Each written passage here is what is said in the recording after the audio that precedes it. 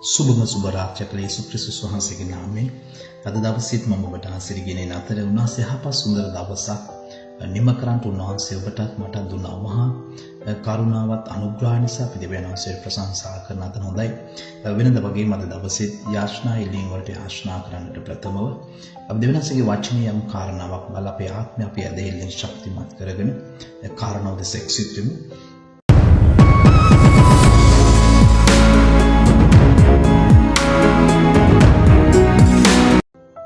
හොඳයි මෙම රාත්‍රියේ ඔබ සමග බෙදාගෙන යොහාන් පොතේ 15 වෙනි පරිච්ඡේදයේ 19 වෙනි පදයේ සුදලිවිල මෙලෙස සඳහන් කර තිබෙනවා. නුඹලා ලෝකයට අයිති නම් ලෝකයා තමුන්ගේම අයට ආදරේ වන්නෝය. නමුත් නුඹලා ලෝකයාගෙන් නොවන නිසා මා විසින් ලෝකයෙන් නුඹලා තෝරාගත් නිසා ලෝකයා නුඹලාට වෛර වෙති. ආමෙන්. මේ ස්ථානය තුළ යම් කාරණාවක් ඔබගේ මගේ ආත්මයට ආත්මනවාසේ ඉදරව් කරනවා. මේ ස්ථානික නුඹලා ලෝකයට අයිති නම් ලෝකයා තමුන්ගේම අයට ආදරේ වන්නෝය.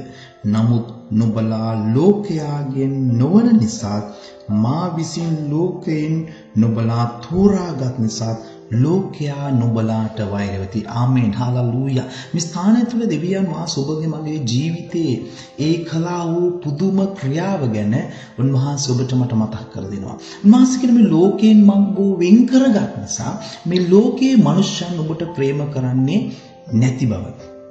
ඔබ කිතුණුවෙක් ලෙස ඔබගේ ජීවිතය ඔබ පටන් ගත් දවසේ සිට ඔබගේ ජීවනය ඔබගේ කතාව ඔබගේ හැසිරීම ඔබගේ පුරුදු වෙල වෙනසක් ඇති වෙනවා. ඒ නිසා ලෝකයේ මනුෂ්‍යයන් ඒකට කැමති නැහැ. හේතුව ඔබගේ පරණ ජීවිතය තුළ ඔබ පෞකාරයෙක් ලෙස ඔබගේ ආත්මය විනාශ කරමින් මනුෂ්‍යයන්ව විනාශ කරමින් ඔවුන් රිද්දමින් ඒ ජීවිතය ඔබ ගත කරද්දී ඔවුන්ට හොඳයි. නමුත් ඔවුන්ගෙන් ඔබ වෙන් කරගත් දවස් ඉඳලා ඔවුන් ඔබට විරුද්ධව සිටින බව ලේවිලි ඔබට මට මතක් වෙන නිසා කිතුණුවෙක් වෙන ඔබගේ මගේ ජීවිතය තුළ දෙවියන් වහන්සේ කලා වූ ඒ ක්‍රියාව කරන කොටගෙන මනුෂ්‍යයන් ඔබගේ මගේ ජීවිතයේ තිබෙනව වෙනස ඕම් දකින්නවා. ඒ නිසා මේ ස්ථානික නුඹලා ලෝකයට අයිති නම් ලෝකයා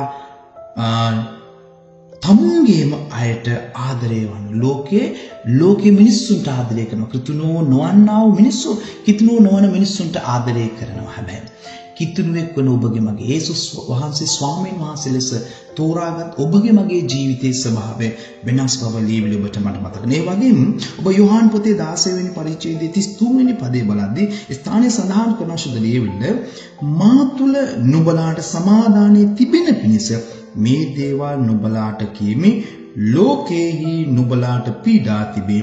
නමුත් ධෛර්යමත් වෙන්න මම ලෝකයෙන් ජයගතිමි කීසේක. ආමෙන්. මේ ස්ථානයේ කියනවා මා නුඹලාට සමාදානයේ තිබෙන පිණිස මේ දේවල් කියලා. යේසුස් වහන්සේ මුන්වහන්සේ ලියවිලින් කියනවා නුඹලාගේ ජීවිතයේ සමාදානයේ පිණිස මේ දේවල් මම ඔබට කියනවා. හේතුව ලෝකේ උඹලාට පීඩා කරනවා.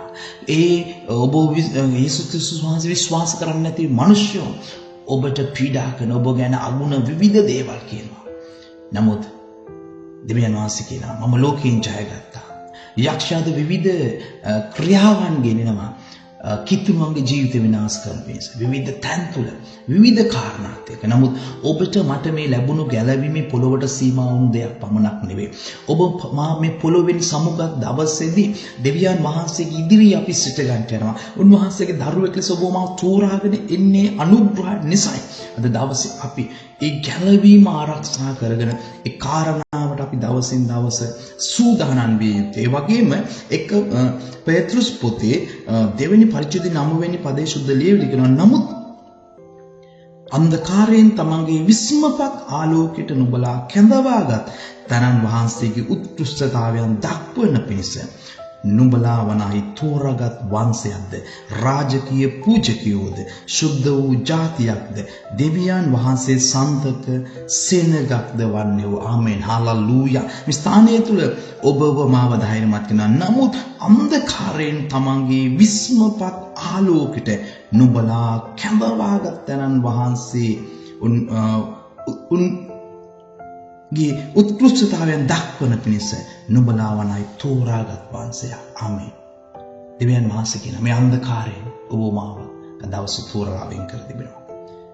උන්වහන්සේ ඔබට මට තිබුණා වූ ජීවිතේ වෙනස් වෙන්න උන්වහන්සේ අවස්ථාවක් දී තිබෙනවා.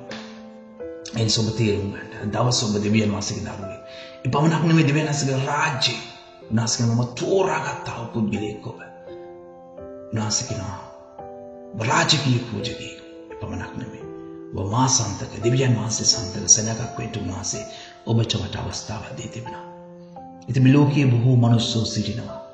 ඒ අතරින් ඔබගේ මගේ නම කියලා උන්වහන්සේ කතා කරා. ඔබට මට කොයිතරම් උන්වහන්සේ ප්‍රේම කරනවද? ලෝකාකාරව ජීවත් වෙදී අපිටම අපි නැතුව පාපකාර ජීවිත, පව්කාර ජීවිත අපි ජීවත් වුණා. අපි කොයිතරම් තැන්වල කඩා වැටිලා නැද්ද? අපි කොයිතරම් තැන්වල හඬා වැටිලා නැද්ද? අපේ ජීවිතේ ඉල්ලලා හඬපු වාර අනන්තවත් ඇති. ස්ථානයේ දෙවියන් වහන්සේ අපිව දැක්කා. ස්ථානය තුලින් දෙවියන් වහන්සේ අපිව වෙන් කරා. උන්වහන්සේගේ තුරුලට අපිව ගෙනල්ලා. උන්වහන්සේගේ ඒ නිමක් නොවන ප්‍රේමයට උන්වහන්සේ බොමාව ඇතුළු කළා දවසේ. උන්වහන්සේට පමණක් කතා කරන්න පුළුවන්. උන්වහන්සේට පමණක් තීරුම් ගන්න පුළුවන් කෙනෙක් බවට දවස ඔබ මාපත්ව තිබෙනවා. උන්වහන්සේගේ ආදරය හරි පුදුමාකාරයි. ඒක ලෝකීය මනුෂ්‍යන්ට තේරෙන්නේ නැහැ. ඒ ආදරය තුළ අපි ගමන් කරමු. ඒ ආදරයට අපි විශ්වාසවන්ත වෙමු. හාලෙලූයා. ජීවමාන ධර්මශ්‍රේෂ්ඨ දෙවියන් වහන්සේ මේ රාත්‍රිය තුල වහන්සේගේ වචනේ තුල දෙන්නා වූ එළිදරව් නිසා සුතී කියන අතර පියාණනි. ඒ වචනේ තුල ජීවත් වෙන්න ඔබගේ කරුණාව දෙන්න පියාණනි. මේ ලෝකෙන් ඔබ වහන්සේ අප වෙන් කර තිබෙනවා. ඔබ වහන්සේගේ දරුවෙක් වෙන්න අපව ස්වාමීනි නියම කර එදුන උරුමය නිසා අපි ඔබ සුතිවන්ත වෙන අතර පියාණනි. ඔබ වහන්සේගේ වචනේ තව ලං වෙන්න ඒක තුල ශක්තිතාවයෙන් අල්ලගෙන ඒ ජීවිතයේ ඉදිරියට සහිරට ගමන් කරන කරුණාව අපි එකිනෙකාට දෙන්න කියලා රාත්‍රිය තුල අපි ඔබ ගිහිල්නවා. යේසුස් වහන්සේගේ බලවත් වූ නාමයෙන්. ආමේන්. මේ වගේම යාඥා කරන්න යනවා. රෝගීන් උදෙස ඔබ රෝගී කෙනෙක් ඔබ නිවසක රෝහලක ඔබ කොයිම ස්ථානයක සිට දෙනසක වාචනේ ජීවමානක දෙමුවත් කඩුවක් එක නැවතිස් වෙන්නේ නැහැ වාසක දීවිල ලියා තිබෙන ලෙස ස්වාමීන් වහන්සේ හැම ජීවිතයක්ම ඔබට බාර ගන්න. ඔබගේ දිවිමේ සුවය, දිවිමේ නිරෝගීකම යේසුස් ක්‍රිස්තුස් වහන්සේගේ නාමයේ ජීවිත මත නිදහස් කරන්න. යම් කෙනෙක් වේදනාවෙන්, පීඩාවෙන්, ප්‍රශ්නෙන් මේ වෙලාව සිටිනවා. ඔබගේ සමාදාන, ඔබගේ සුවය ඒ ජීවිත මත නිදහස් කරන්න කියන හාලෙලූයා. රීසා මාක්‍රබෝසමාන්තේ. ඉබ්‍රන්සයිකලි ක්ලෝරහබ වශකරමාන්තේ. ඉබ්‍රනිසයි ඉබ්‍රනෝසමාය පියාණන් වහන්සේ මතකසන්න ආශිර්වාද කරන්න කියලා. මේ වගේම දවස් නිසා සුති දවස් දුන්නොත් හැම දෙයක්ම සම්සුතිවන්ත රාත්‍රිය මේ රාත්‍රිය අපි ඔබට බාර කරනවා. සුබ දෙන්න මගේ දෙව් පියාණන්. උදෑසන නැකිටින්න අපි එකිනෙකට කරුණාව දෙන්න කියලා අපි ඔබ ගිහිල්ලා සිනවා. ජේසුස් ක්‍රිස්තුස් වහන්සේගේ බලවත් වූ නාමයෙන්. ආමේන්. ඔබ හැම කෙනෙක්ටම ජේසුස් වේදයි.